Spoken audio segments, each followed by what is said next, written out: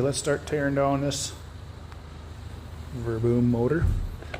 I already pulled the end bell off and the fan off previously, so.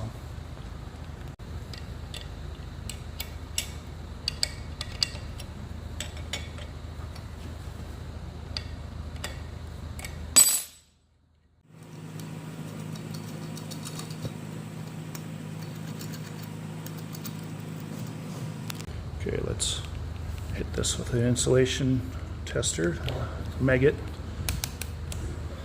Pick 500 volts.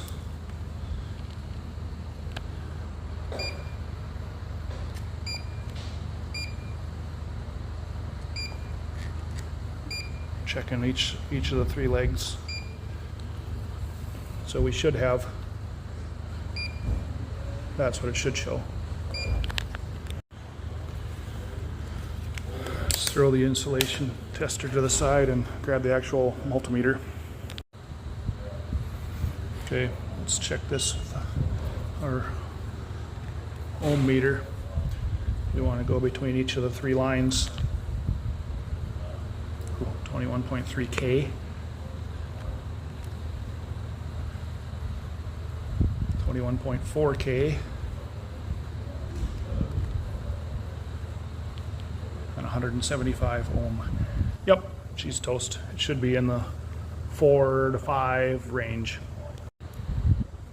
Well, we'll continue to tear this thing down and see what we got. Okay, let's get into it.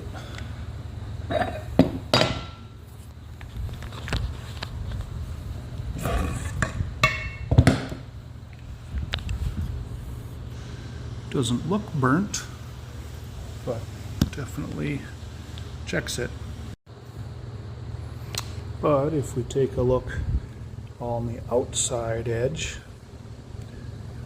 it is burnt. It's hard to see, but discoloration and the blackening of the wraps and then the markings on the outer, yep, it's burnt there. Needs a rewind. Let's get these wiring all disconnected.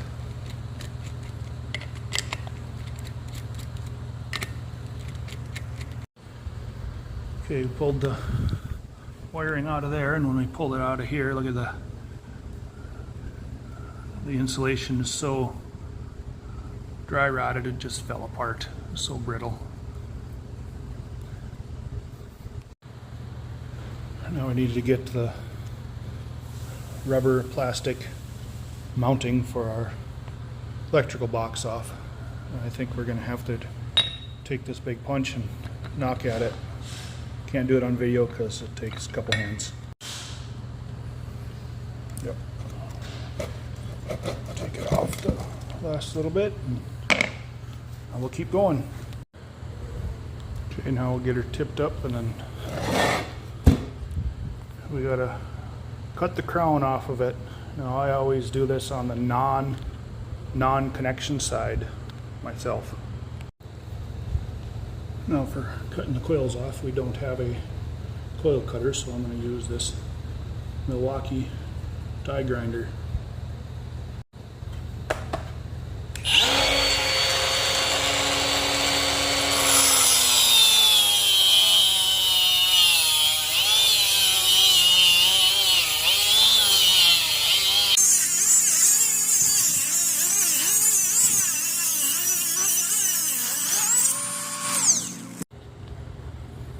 All cut off. Let's get the crown pulled out of this now.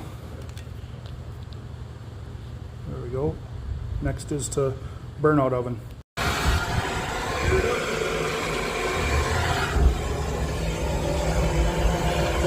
Burn her out for about 15 minutes. Okay, I'll shut the gas off.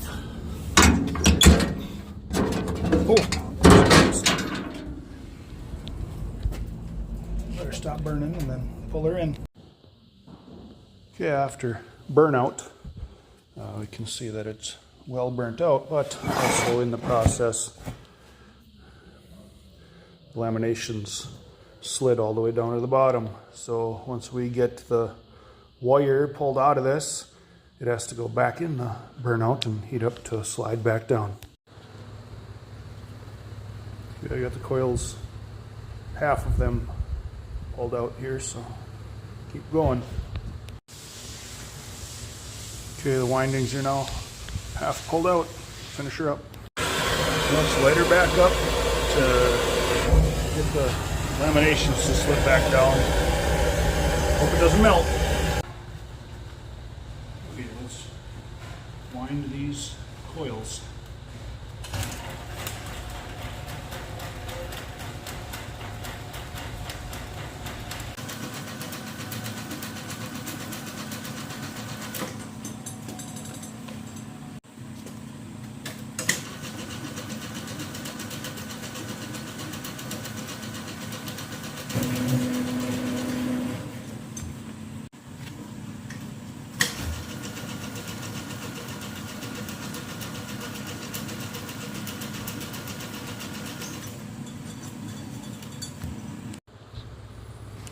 Okay, we're all cleaned up now, stripped, cleaned up, pressure washed, ready to start putting stuff in.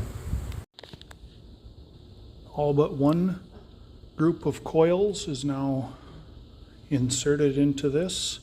We'll get her finished up and then start doing the wiring. Only a few more coils to insert in this one, and then we can start forming it. All the coils are inserted into this motor. Now it's time to form the coils so the rotor will fit into here, and then on to tying and making connections. Crown side is all tied and ready to go.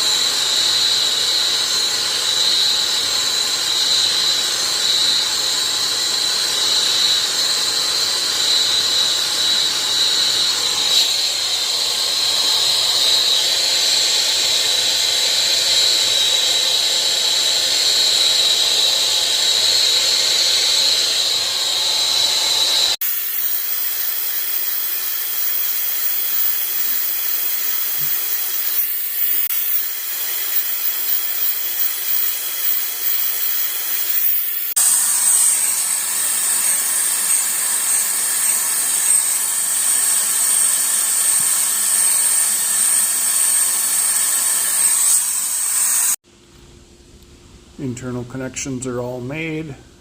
Everything's tied down.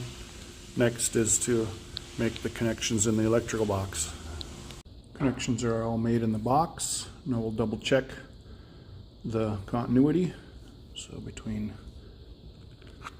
8 and 9, 2, 4, between 7 and 8, or 7 and 9, 2.4, and then 7 and 8. 2.4, good, equal. Now we'll check between 1 and 4, and 2 and 5, and 3 and 6. Good, equal. Lastly, before run checking it, assemble and run checking it, we will check it through wired for high voltage between 2 and 3. 4, 6, between 1 and 3, 4, 7, and 1 and 2, 4, 6, perfect. Okay, let's can test this one now.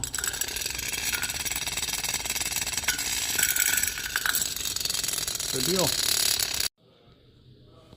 Into the oven it goes to warm up, and then for varnish treatment.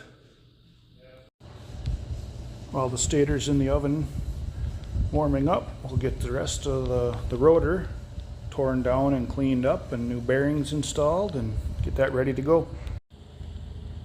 While we were waiting for that stator to heat up to varnish it, cleaned up the rotor, new bearings all along. Stator's all up to temp. Let's get her pulled out so we can get her varnished. And I don't want to cover the box and everything else with varnish on this one, so we're just going to pour it into the stator.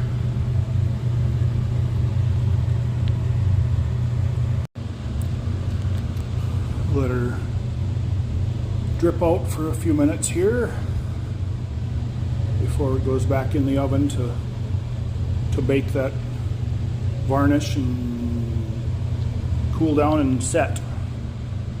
She's all dipped. Back in the oven now to bake for 5 hours. It's all assembled. Let's give her a test. It's on resistance, so good deal.